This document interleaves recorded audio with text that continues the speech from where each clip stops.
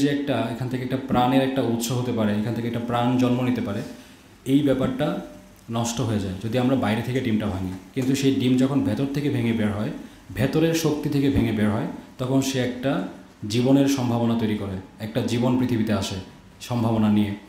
তো আপনার ভেতরটা ওরকমই।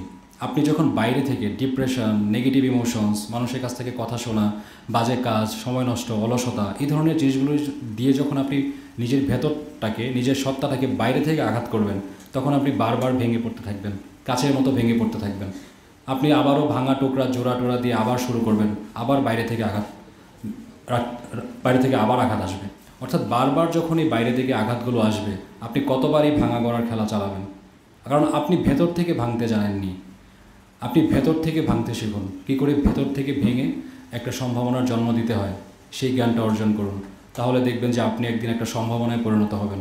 আপনার কথা